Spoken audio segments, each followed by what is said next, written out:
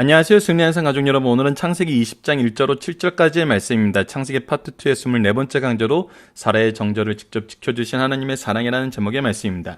승리한 삶은 말씀 중심 예배 중심의 성경 전문 교사를 양성하기 위해서 만들어진 성경 공부 교재입니다. 승리한 삶은 2017년 6월, 오늘부터 6월이 시작됐습니다. 창세기 20장에서 26장까지의 말씀을 함께 묵상하고 있습니다. 승리한 삶은 발행이신 박유일 목사님의 구속서로 조망한 성경 연속 강해집 창세기를 통해서 편집이 되었고요. 이번 달 내용은 상권과 사권의 내용으로 구성되어 있습니다. 사권 내용은 아직 출간되지 않고 현재 작업 중에 있습니다.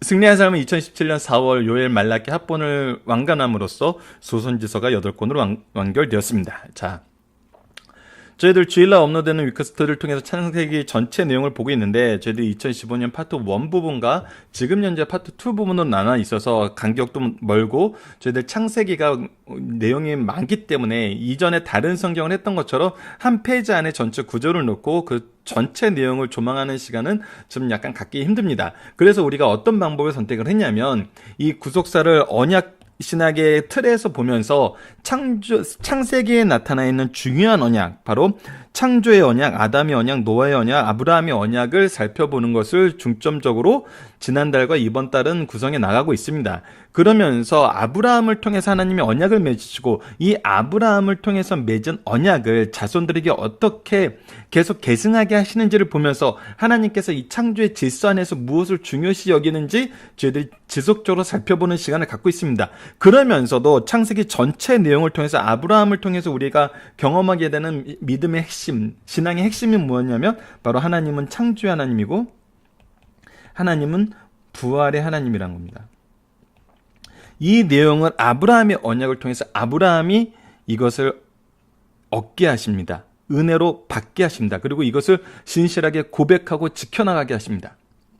그런 면에서 우리가 이번 주에는 특별히 살펴보고 있는 것이 무엇이냐면, 하나님께서 이 가정을 얼마나 중요하게 생각하시냐는 겁니다.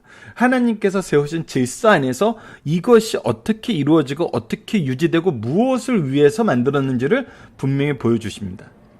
이것과 반대되는 성적 타락이 이번 주에 우리가 집중적으로 살펴보고 있는 건데, 바로 동성애이고 롯을 통해서 나타나는 근친상간이었고, 사라의 정절을 직접 위협하는 오늘 사건을 통해서 이 성적인 부분을 도구화하는 모습에 대해서 하나님께서 얼마나 심각하게 생각하시는지를 보여줍니다. 그러면서 동시에 이것을 해결하는 방법, 이것을 우리가 해결할 수 있는 내용을 오늘 본문에서 보여줍니다. 이것은 전체 내용을 통해서 우리가 한꺼번에 볼 수도 있는 겁니다. 동성애에 대한 부분, 근친상간에 대한 부분, 이것이 무엇이 잘못된 것이었고 우리가 무엇에 집중을 해야 되는지, 어제 분명히 말씀드렸던 대로 지금 현대 사회가 성인이 동의하면 그들이 원하는 대로 할 수 있다라고 얘기하는 것은 지금 현대 사회가 만든 기준이에요. 이건 절대 하나님의 기준이 아닙니다. 하나님은 하나님의 언약 안에서, 이 가정의 질서 안에서 하나님이 주시고자 하시는 그 은혜 안에서 이루어지는 것이 바로 온전한 모습이라고 얘기를 해주고 있습니다. 그래서 오늘 말씀에서도 그 부분을 정확하게 지적해 주시고 이것을 해결할 수 있는 방법이 무엇이었는지, 우리가 이 해결을 위해서 하나님께서 먼저 준비하시고 함께 일하시고 앞으로 나아가게 하시는 것이 무엇인지를 보게 됩니다. 우리가 분명히 봐야 되는 것은 무엇이냐면, 항상 어떤 문제에 대해서 하나님께서 말씀만 하시고 기준만 세우시고 그냥 가만히 계시는 걸로 생각하면서 우리가 우리 스스로의 힘, 우리 스스로의 연약함을 그냥 그 안에서 좌절하는 경우가 많아요. 그 안에서 우리의 생각의 틀 안에서 우리 스스로가 먼저 좌절을 해요. 그것이 어제 우리 롯의 두 딸들을 통해서 봤던 모습이에요. 세상에서는 이라고 얘기해요. 세상에서는 없어요. 그들의 생각 안에서는 안 돼요. 세상적으로도 그들은 지금 고립된 상태예요. 하지만 그 틀을 벗어나게 하나님께서 주신 것이 뭐였어요? 은혜였어요. 그렇다면 세상에서는이 아니라 하나님에게는, 하나님으로 말미암고는, 하나님을 향하여서는 이라고 얘기를 했어야 되는데, 그들은 세상에서는 이라고 얘기하면서 방법이 없음을 스스로 결정을 하고 오히려 죄악으로 나아가게 되는 걸 볼 수 있었어요. 이것을 통해서 우리가 무엇을 보냐면 우리는 항상 우리 스스로의 약함과 우리 스스로의 연약함이 우리의 한계라고 생각하고 그것에서 좌절하게 되는 경우가 있는데, 어제 롯처럼. 근데 하나님께서 우리에게 분명하게 말씀을 통해서 보여주신 내용은 무엇이냐면 하나님께서 먼저 일하신다는 겁니다. 먼저 일하신다. 우리가 하나님의 기준으로 살 때 항상 경험하는 것이 이것입니다. 바로 하나님께서 먼저 일하심. 하나님이 아담과 하와를 창조하기 전에 먼저 일하셨어요. 하나님께서 우리 가문을 하나님의 백성으로서 하나님을 믿는 믿음의 가문으로 세우시기 전에 먼저 일하셨어요. 이 하나님의 먼저 일하심이 항상 우리를 함께하고 계시고 우리를 지키시고 계시고 우리를 인도하고 계세요. 바로 이 인도하심을 보는 것이 오늘 말씀이 가르쳐준 가장 중요한 내용 중에 하나입니다. 자, 오늘 본문 말씀을 보도록 하겠습니다. 창세기 20장 1절로 7절입니다. 사라의 정절을 직접 지켜주신 하나님의 사랑입니다. 예, 아브라함이 거기에서 네게브 땅으로 옮겨가 가데스와 술 사이 그랄에 거류하며 헤브론 지역의 마므리 상수나무의 아래에서 이 소돔과 고모라의 실판을 보고 그것에서 떠나게 됩니다. 그것에서 떠났는데 어떤 일이 발생하게 되냐면 그 지역 그랄 왕 아비멜렉의 그 영역으로 들어가게 되는데, 그가 그곳에 들어갔을 때 그의 아내 사라를 자기 누이라고 해요. 자기 누이라고 하는 사건이 우리 12장에서 이미 봤죠. 애굽에 들어갔을 때. 이렇게 한 이유가 뭐예요? 예, 자기의 목숨을 보존하기 위한 거였어요. 자기의 삶을 유지하기 위한 거였어요. 우리가 12장에서도 이미 살펴보았던 것처럼 이것은 무엇을 의지하지 못함을 하나님께서 보여줘요. 하나님의 언약을 의지하지 못함을 하나님께서 지적하시는 것을 보여줘요. 그리고 그 안에서 하나님의 뜻을 이루시는 것을 우리에게 보게 하였어요. 근데 아브라함은 이것이 다시 반복이 돼요. 이것이 다시 반복이 돼요.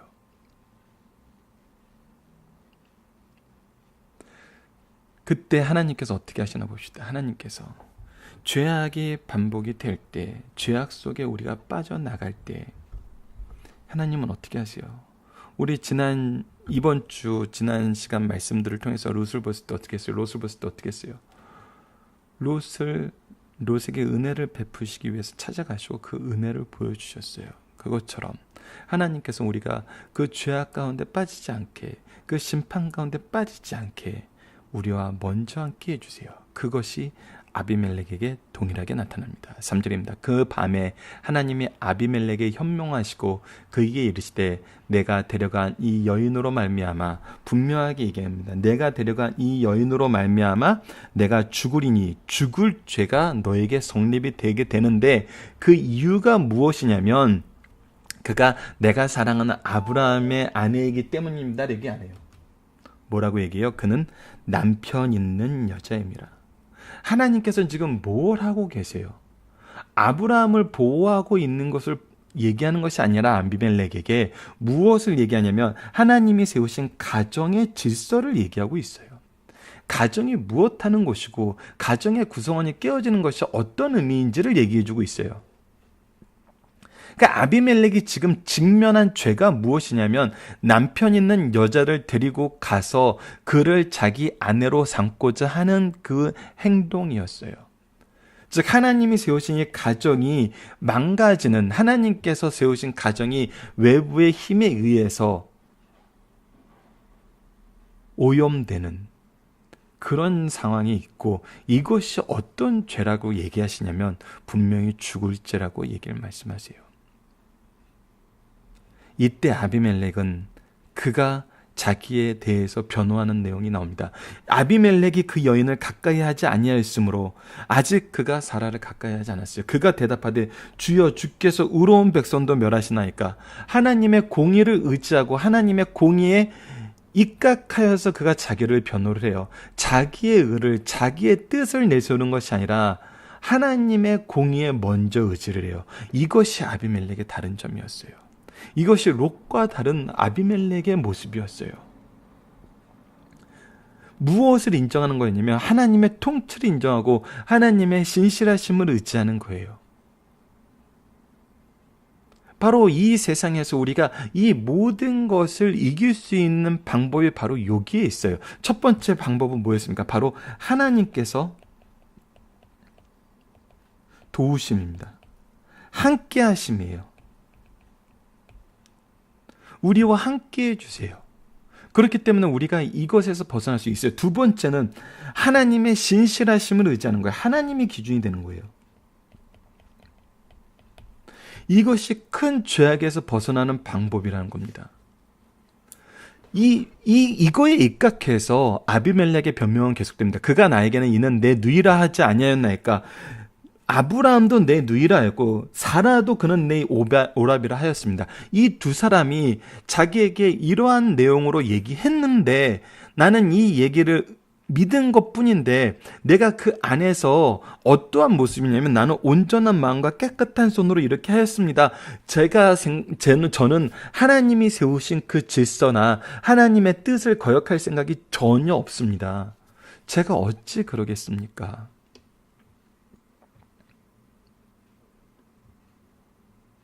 그래서 하나님께서 말씀하신다. 하나님이 꿈에 또 그에게 이르시되 내가 온전한 마음으로 이렇게 한 줄 나도 알았으므로 너를 막아 범죄하지 아니하게 하나니. 지금 뭐 하신 거예요? 하나님께서 도우셨다는 거예요. 뭐 하도록? 이 범죄에 빠지지 않도록. 이 범죄에 빠지지 않도록. 이것이 바로 하나님께서 우리가 이 범죄를 이길 수 있도록 도와주시는 내용이란 겁니다. 하나님께서는 항상 이 범죄에 빠지지 않도록 우리를 도우신다는 거예요. 우리가 처음 봐야 되는 것은 바로 이 하나님의 도우심이에요. 하나님의 도우심을 우리가 보지 않으면은 우리는 계속적으로 흔들려요. 우리 스스로의 연약함을 확인할 부분이에요. 세상에 나가서 동성에 대해서, 근친상간에 대해서, 이런 성적인 타락에 대해서, 성적인 도구화를 우리가 무엇으로 얘기할 수 있겠어요? 안 돼요. 그들은 그들의 선택이라고 얘기하고 선택은 자유라고 얘기해요. 우리는 자유 안에서 살고 있다 그러고 이 자유에 대한 책임은 우리 것이라 그래요. 그렇기 때문에 우리를 용인하라 그래요. 이 안에서 우리가 이것을 이길 수 있는 방법은 오직 하나님의 도우심이고, 이 도우심을 통해서 우리는 무엇을 얘기해야 되냐면 하나님의 기준을 선포해야 된다는 겁니다.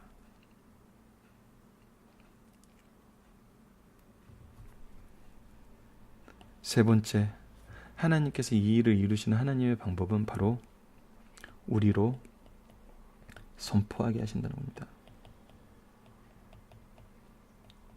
7절을 봅시다. 이제 그 사람의 아내를 돌려보내라. 그는 선지자라.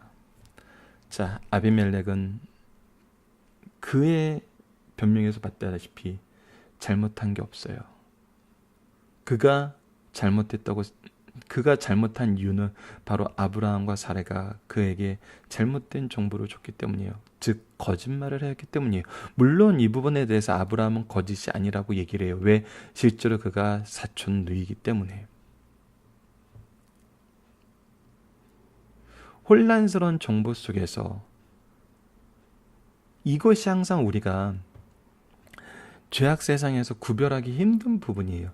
그들이 100% 거짓말로 이런 일이 이루어지지 않아요. 항상 거짓과 참이 섞여 있어요. 거짓과 참이 섞여 있다 보니까 그들이 거짓을 말해 참을 말해 라는 거 안에서 우리는 결국은 혼란스러운 상황에서 혼란만 가중하고 그 혼란만 가중한 것이 결국 무엇을 생성하냐면 다른 죄를 생성을 해요. 그래서 우리는 분명하게 알아야 되는 것이 바로 하나님의 기준을 선포해야 되는 것이 우리의 사명임을 알아야 됩니다. 그래서 하나님은 아브라함을 뭐라고 칭해 주냐면 그는 선지자라고 얘기하고, 그 선지자가 무엇을 하는 사람이라고 얘기하냐면 너를 위하여 기도하는 사람이라고 얘기해요. 우리로 하여금 선포하게 하시고 동시에 무엇하게 하세요? 기도하게 하신다는 거예요.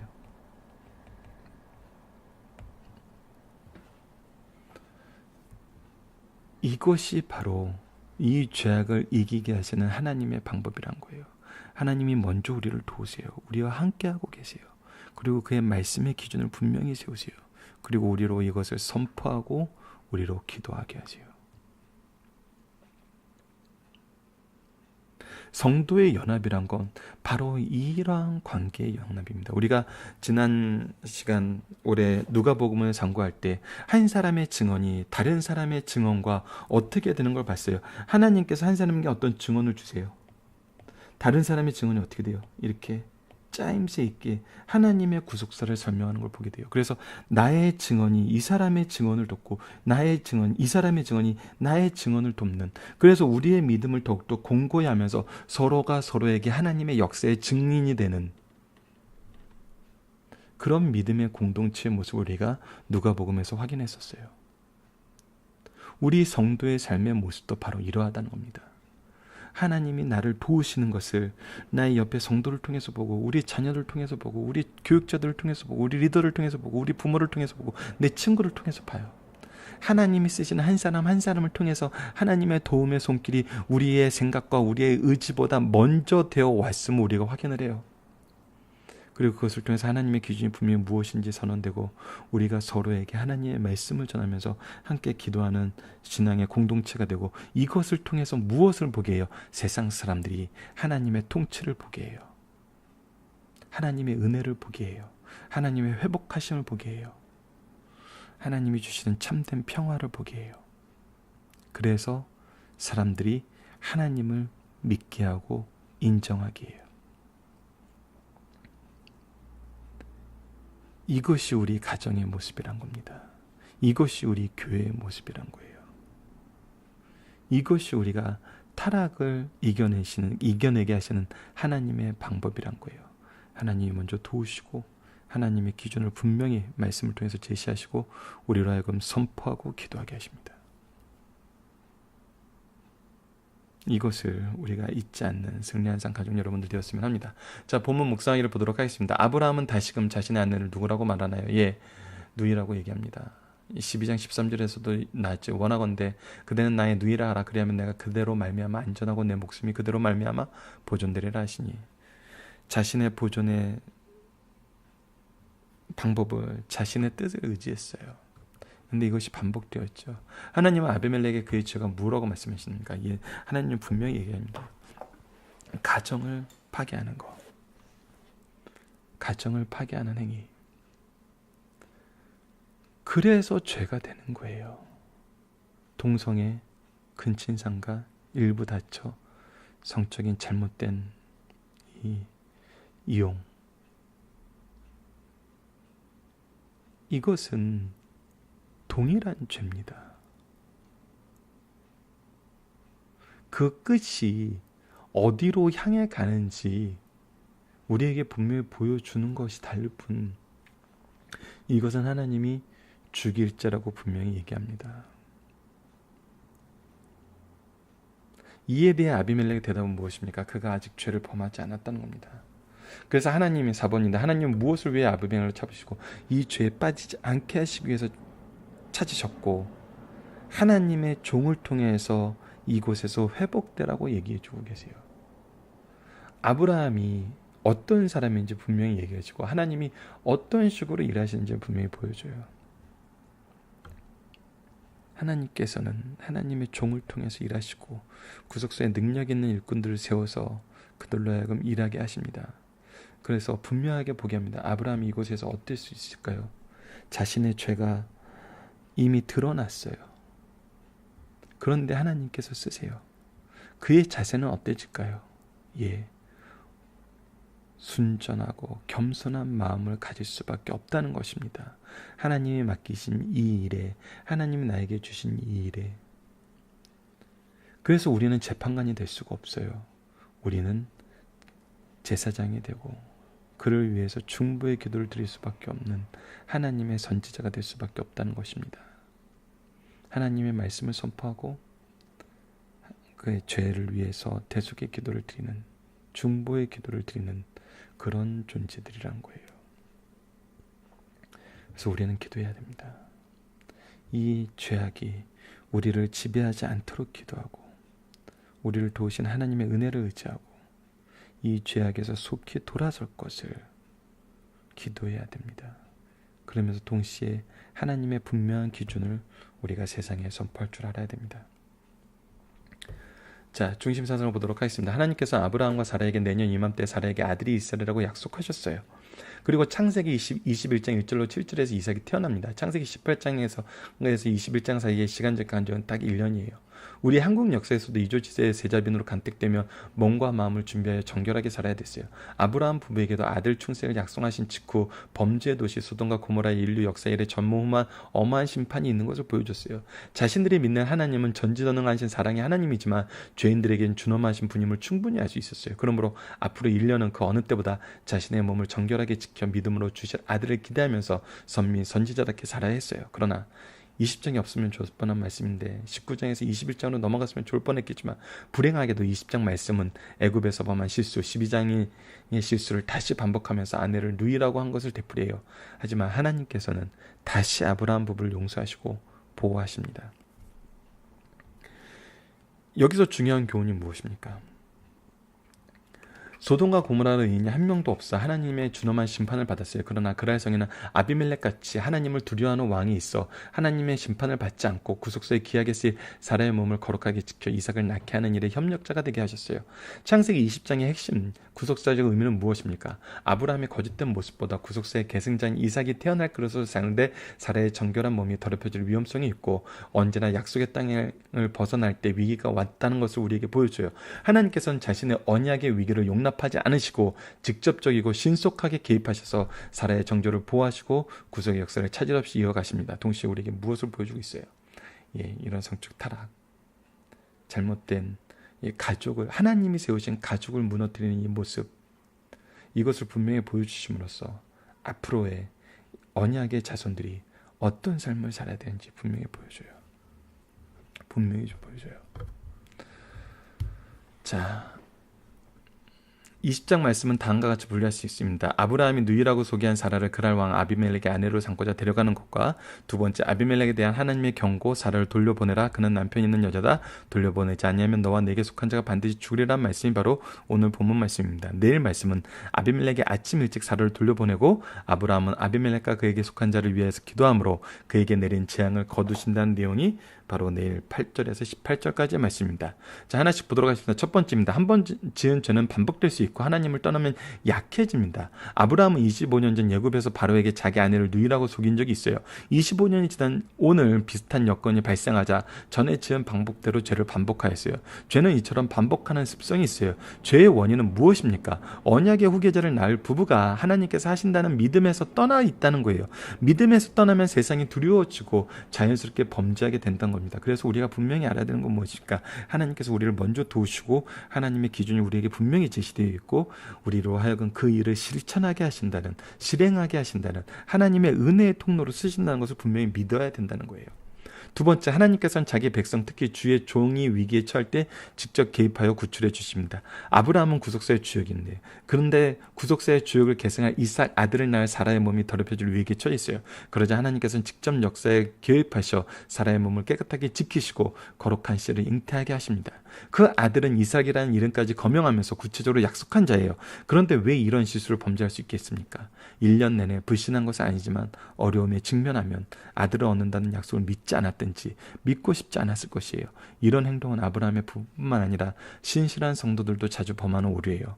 이를 통해 인간의 약함과 하나님의 오래 참으심을 우리는 다시 한번 보게 됩니다. 하나님이 이루시는 모습을 통해서 분명히 우리에게 보여주세요.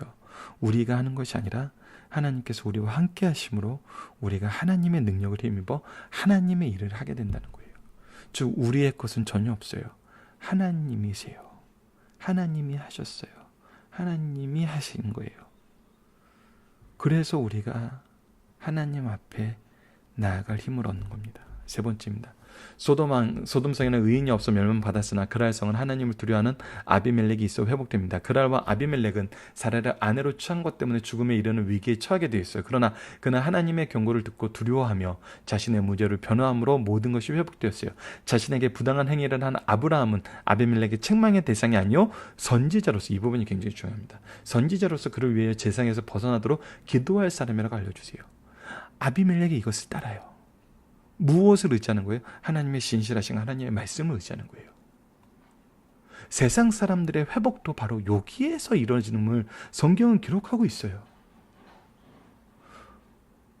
우리조차도 믿지 못하는 상황에 세상 사람들은 믿어요. 여러분 이 말씀을 보세요. 아브라함과 함께 언약을 받았던 롯은 오히려 의지하지 못했어요. 그런가 아비멜렉은 어떻게 했어요?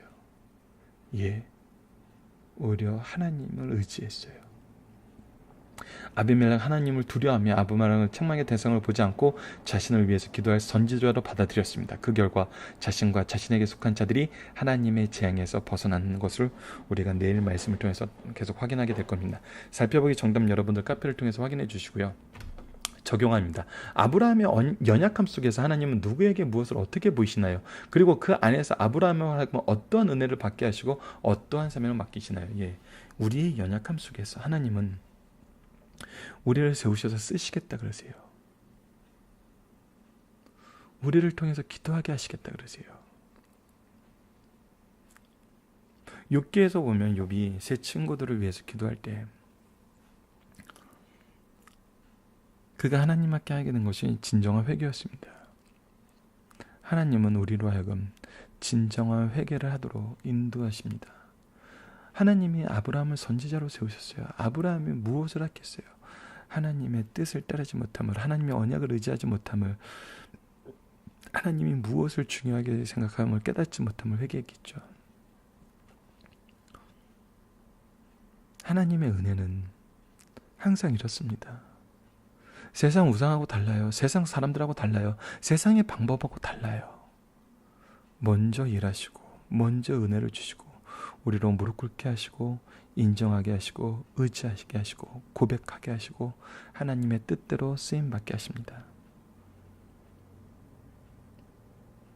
우리는 하나님 앞에 무릎 꿇어야 됩니다. 그것이 바로 승리하는 삶의 가장 기본적인 모습입니다. 말씀을 기초로 기도하기를 통해서 마치겠습니다. 하나님, 우리의 연약함 속에서 끊임없이 은혜를 베푸시는 사랑의 하나님, 끊임없이 찾아오시고 위로하시며 하나님의 통치 속에서, 하나님의 일하심 속에서 우리가 회복됨을 경험합니다.